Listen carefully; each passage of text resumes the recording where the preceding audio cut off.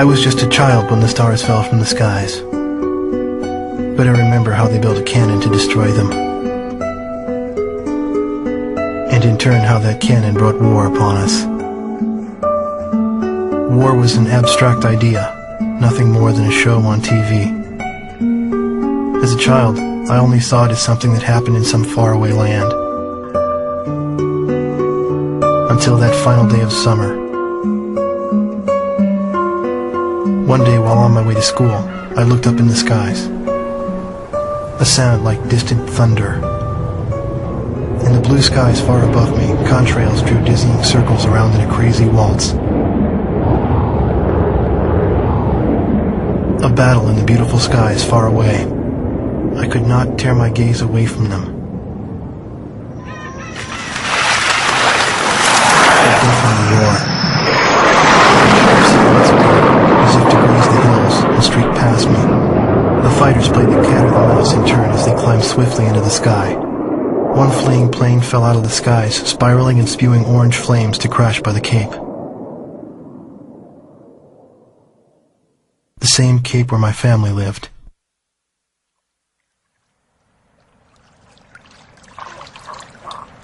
Now they only live in my memories of days past. The victor circled around to confirm the kill. And on his craft, there was a large number 13 emblazoned in yellow. I will never forget this. The Allies retreated across the ocean before the onslaught of the enemy.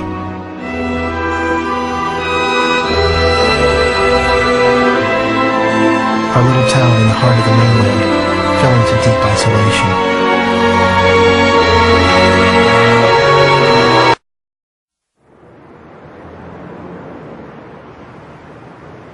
The war seemed to unfold in the blink of an eye.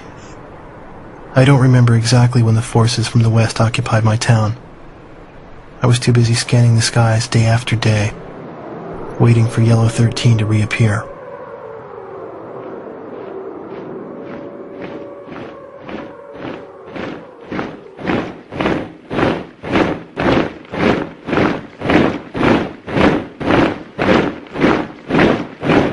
Before I knew it, everything changed. The language they taught us at school.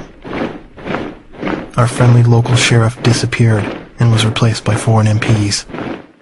In the beginning, some people secretly tuned into broadcasts from North Point on their parabolic antennas. But as time passed, the broadcast no longer came in. Maybe the satellites were destroyed. All non-military computer networks were shut down. Gasoline was rationed to civilians. Though we lived in the 21st century, we were reduced to using crystal radios and horse-drawn carts. I moved in with my uncle in town, who used to be a taxi driver.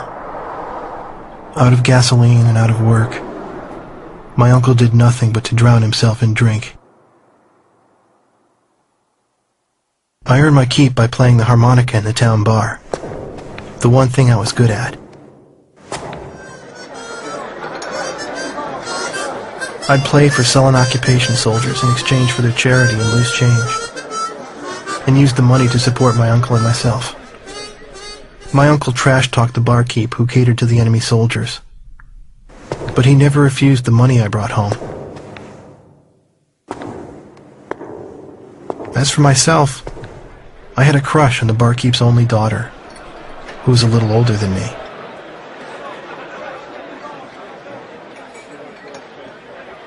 Another day passed, yet still no sign of the fighter plane Yellow 13 in the skies above our town.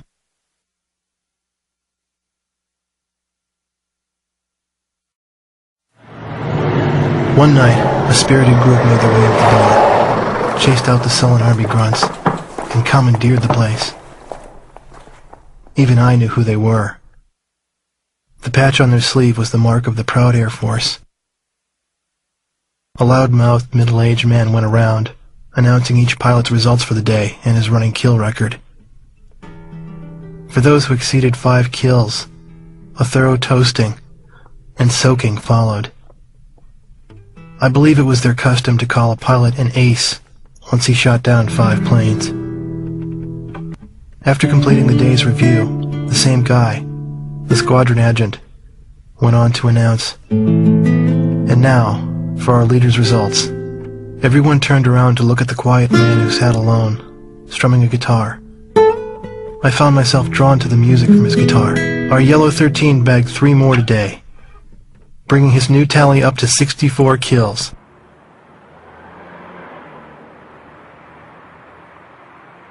With a tentative smile, the man with the guitar turned to me and asked me to accompany him on my harmonica. I brought it up to my lips and I started a new song.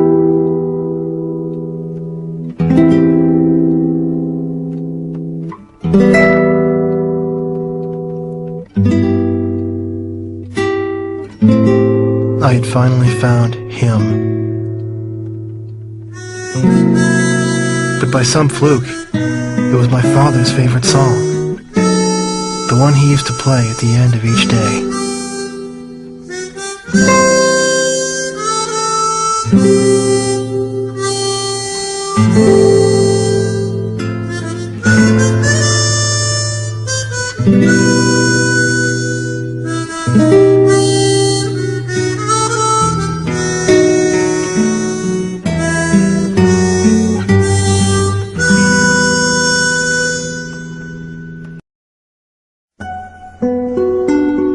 Freeway under construction in a wheat field outside of town. When they started construction, I remember how the mayor bragged about it, even though it would completely bypass our town. The freeway became the occupation force's makeshift runway, and the unfinished tunnels their bunkers. This was their base. They were the elite flight squadron chosen to protect the cannon. Ironically, the same cannon that was created to shoot down the asteroids became a catalyst to the war.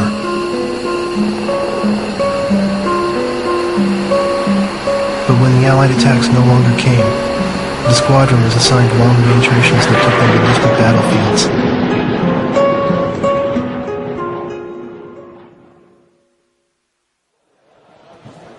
I thought of the words I would use to confront him and bided my time. Although I harbored these feelings within me, I could never get close to him.